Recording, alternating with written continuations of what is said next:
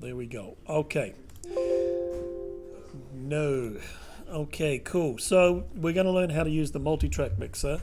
So yesterday we learned how to use the Waveform editor, which is just for editing single sound files.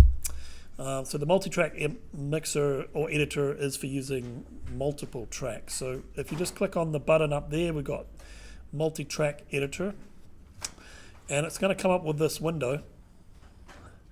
Now this is where it will ask you for a few things. So first of all, it's going to ask you for the name of the file. I'm just going to call it explosions, because that's what we're going to be working on today. It's going to ask you where you want to save the working or video, project file, and there is a template one. I'm just going to leave that. You can change the template if you want, depending on what you're doing with it. And this is where it will ask you things like the sample rate and the bit depth. So who can remember what the sample rate should be? It should be around 48,000 hertz. And the bit depth should be at 32, but we can change these when we're in there. But I'm going to leave it at 32, and that'll give us the best quality. And then push OK. Sweet. Okay, and so this is the multi-track editor here. Cool. Has everyone got that so far? Awesome. So in here we've got a bunch of tracks, and these are what we can use to mix multiple sounds together. Each track can be named. So over the top here you can name your tracks. You've got an M button for mute, which mutes the tracks. You've got an S button for solo, so that means it'll just solo that track. R button is for record arming. That's really only for when we're actually recording with it. So when we do the ADR and the voice and the sound booth, that's when we'll be using the record button, because there is a record arm and a record button down the bottom, because we use this program for recording audio as well. On each track, so each one of these tracks, there should be a volume control, which is that one there.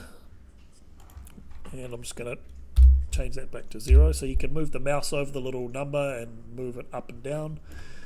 So you can adjust the volume for individual tracks.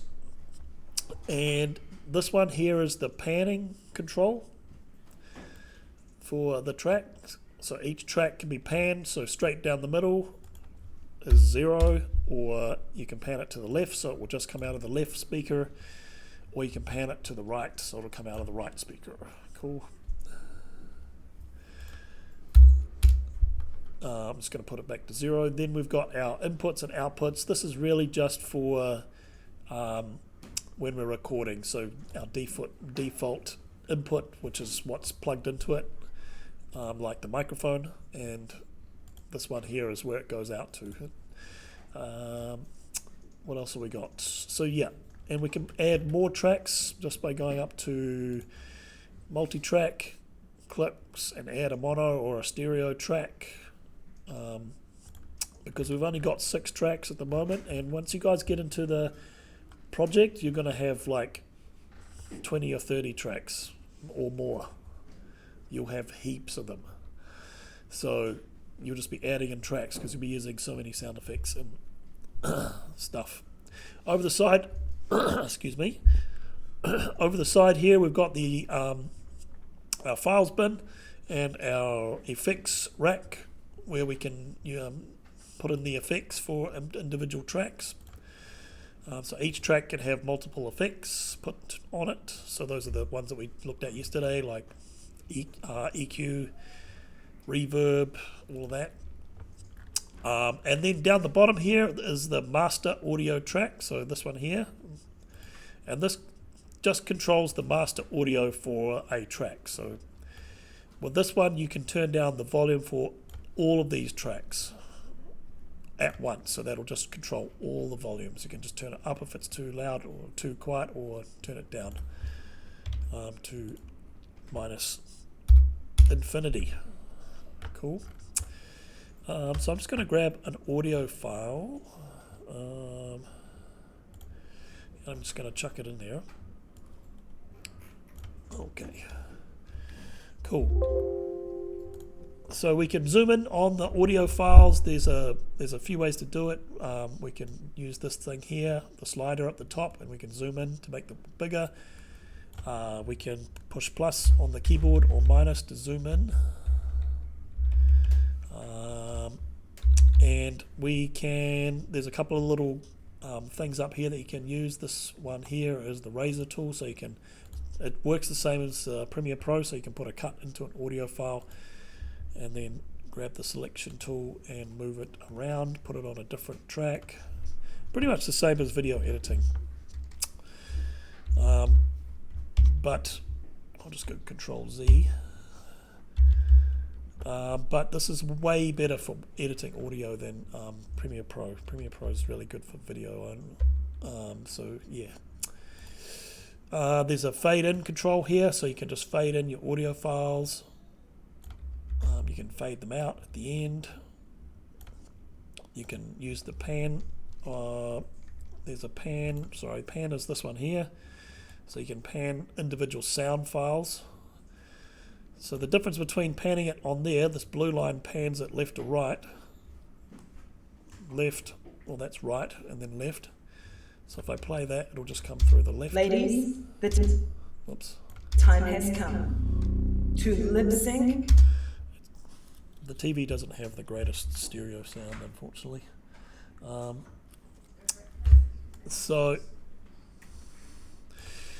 And then there's this one here. The yellow line is the volume, the individual volume for the track, for the audio file. So the difference between that volume there on this here and this volume over here, and the same with the panning, is that it will just affect that track, that piece of audio. Okay, whereas if you adjust the volume over here, it will adjust the volume for the whole track. So that's that. Cool.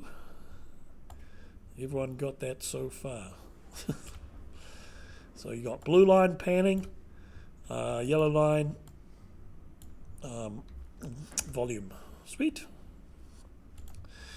And yeah, that's most of it. It does get a lot more technical, but I'm not going to go too in depth right now.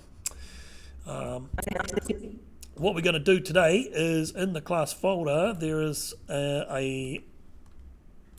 this folder under week 1, sound design, and there's a folder called explosions. So what I want you guys to do is just copy that onto your desktop or your computer, please.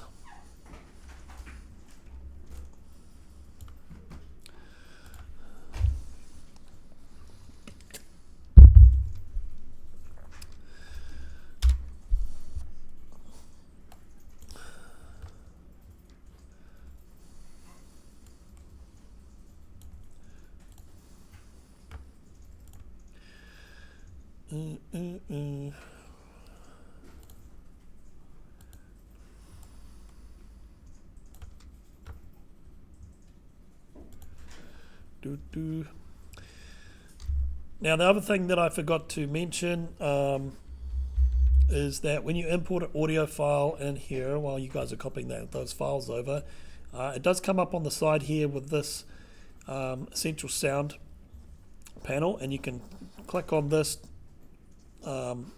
depending on what you're doing. So usually a soundtrack is made up of 4 elements, so ambient, sound effects, music, and dialogue.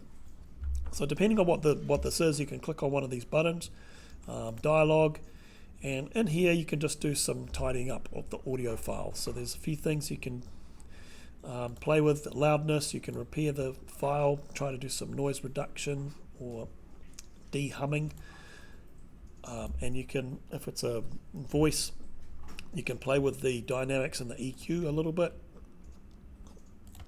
Come here, dream. And that's really cool and quite quick way to sort of get some sound sounding a bit better. And there's some creative stuff as well here, reverb that you can play with. So that is that over there. And if you want to use the Waveform editor to edit a sound file, so like this one here is only coming on the left track. It should be a stereo track, but it's recorded in stereo, but it's only recorded on the left side. So you can double click on it and it will take it into the Waveform editor, where you can do the channel mixing effect and fix it up, and then you go back to your Waveform editor and it will be fixed. Come here, dream. Okay, cool. I'm just going to delete that. So yeah, the explosions exercise is what we're going to be doing today. So this, in this folder, actually I did copy it on my computer. In the folder we have this video file called Explosions.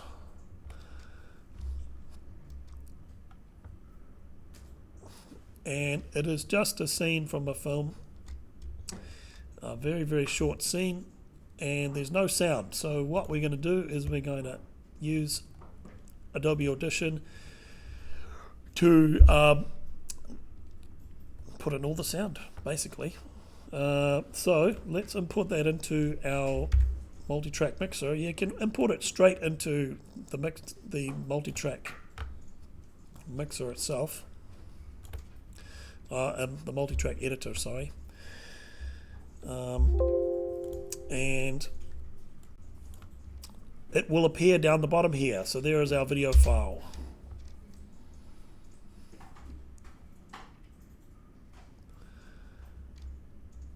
Cool, and it's just a guy running. You can make it bigger if you want,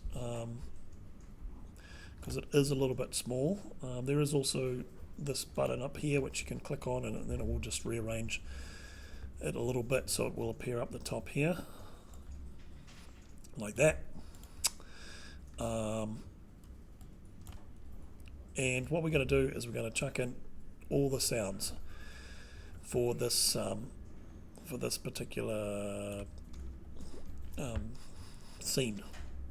Another thing you can do, by the way, is you can actually grab the video tab and you can move it off your thing, and you can put it, oh, where's it gone? You can put it on your other screen like that, and then make it really big. So you got two screens. You can make it really big on one screen, and then have your audio, your multi-track mixer on the second screen, which is a good way to do it. So you can actually see it much better. I'm just going to put it back the way it was though. So I'm going to go Window, Workspace, Reset to Saved Layout, and that will put it back the way it was. Okay.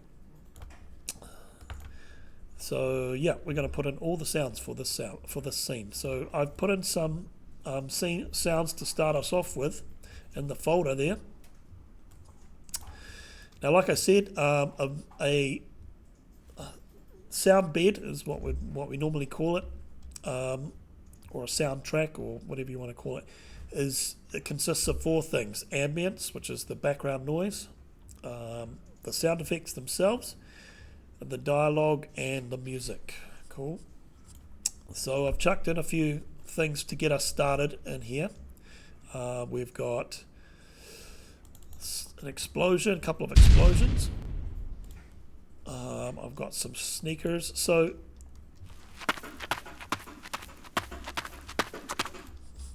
when we're doing the sound for a scene, we need to put in every single sound. Okay, everything that you see on screen has a sound effect. So that means all of the footsteps need to be put in, and that's where it gets really painstaking. So putting in every single sound. But first of all, I'm going to start off with the background, the ambience. I'm just going to chuck in my windy desert sound effect for the background. Sample rate is different. That's fine. Just push OK, and it will convert that. And there is my background noise or ambience.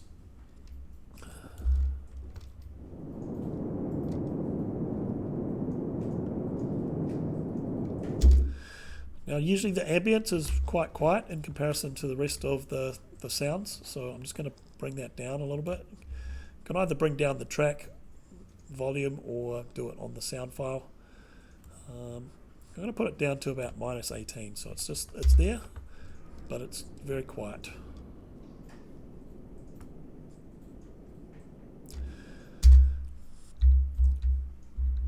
And then I'm just going to bring that back and fade that out.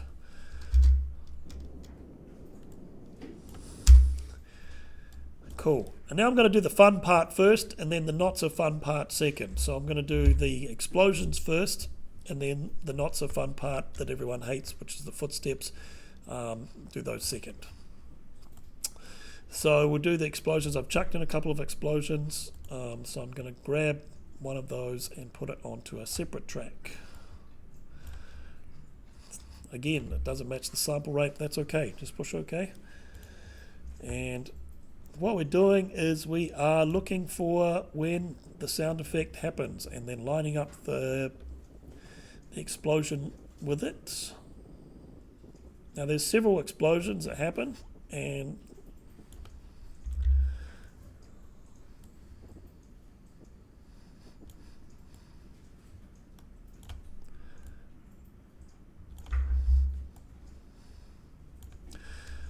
here we go. There's like 4 explosions, so we need to put in a few different explosions.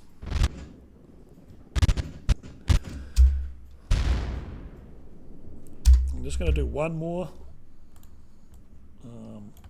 and each sound effect I'm going to put onto a different track.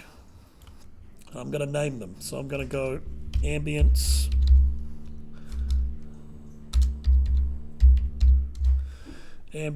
explosion 1,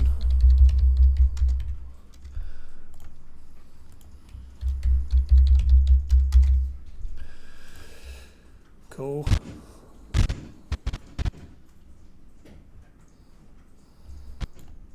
So there's my second explosion, and I'm just going to do 2 explosions just for this one.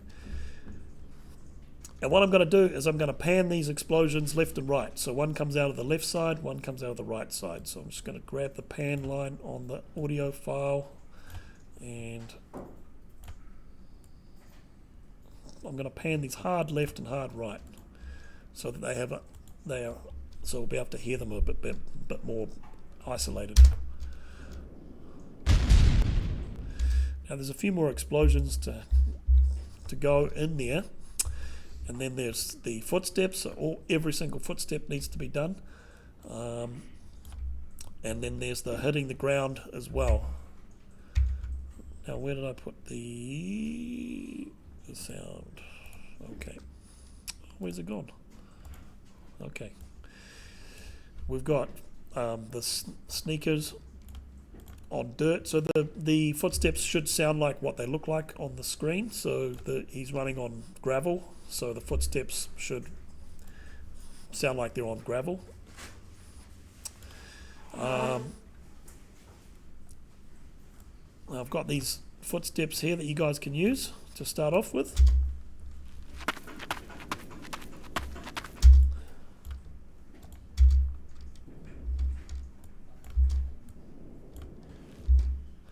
And those need to be lined up as well.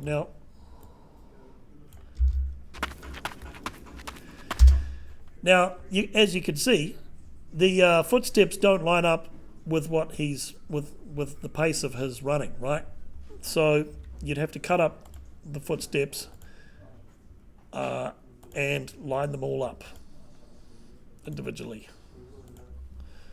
So grabbing the tool there, and now the really cool thing about Audition is when you drag a track over the top of another track, it automatically fades it in and out of the audio track, which makes it pretty easy to do stuff like this and get them in time. Which in Premiere Pro or any other video editing software, it doesn't do this, so it's a lot more annoying.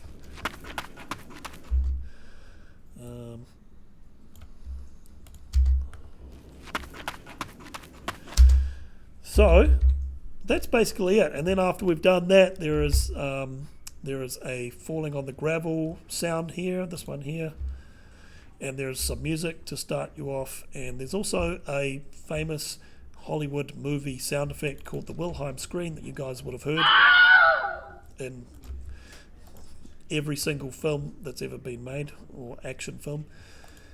So they're all in there. So what I want you guys to do is to make the sound bed for the track, for